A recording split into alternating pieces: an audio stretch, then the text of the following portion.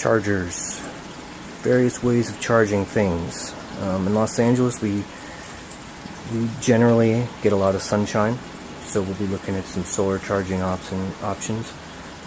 And I also wanted to cover some of the other options that you have, like crank chargers, things like that, which are not ideal, but if you need them, you need them. So the first thing that we'll look at is, and we looked at this before, this is what's in my bag. This is a XIT solar charger.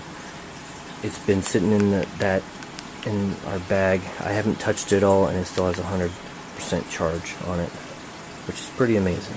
So it definitely would come in handy, and you don't really have to worry about it.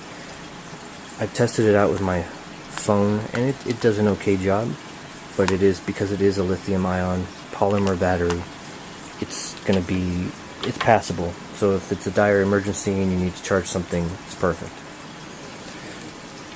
Next is the free charge 12-volt charger, and I've already attached my Samsung cigarette charger. So this is the same as the old cigarette lighters in cars, which I don't even know if they have those much anymore. I mean, they probably do, because people still smoke. Not here, anyway.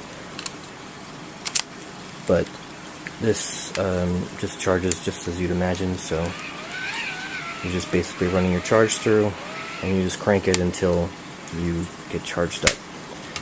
So this is a little different. This is a 12-volt, and it really only has this adapter on it.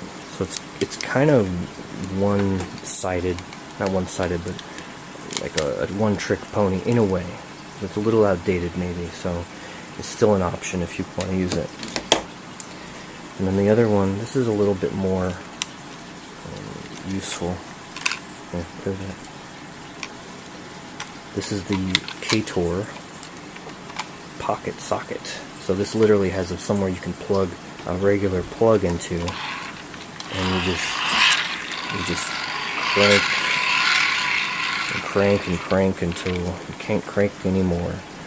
This says to spin at 120 RPMs for max power, and your power output's going to be 10 watts or 120 volts, which is pretty good. That'll charge just about anything that you really want it to charge, and it's fairly convenient. I mean, you have it's not heavy, and it'll do the job. So I'm gonna be adding this to our bug out kit, because I realized that we didn't have a mechanical apparatus for it, and that would be ideal. So we'll have a solar apparatus, charge apparatus, and then the solid battery one in my other pack, which was in my get home bag video.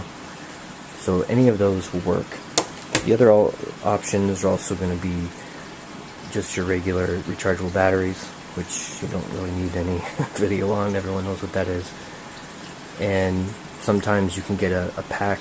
We saw with our solar charger in the bug out bag, has actually it's called a Guide 1010. And it'll charge solarly. It'll charge with the solar panels, the photovoltaic panels, the AAA batteries, and then the AAA batteries in turn can then charge other things, or you can plug it directly in. So those are really good options, and I'll put a link to the panel there. I think it was about 150 bucks, but I got it on sale. I waited. It's kind of the trick to a lot of these kind of fancier things, is you just gotta wait until it's on sale, and you can go to sites like Woot, WOOT.com, and Amazon Prime now has a lot of good deals. So I know a lot of that will probably be outdated for this video later, so I'll keep updating this if I find new things. But in the meantime, those are some of your options, and if you have any suggestions, I can make a follow-up as well. Thanks, guys.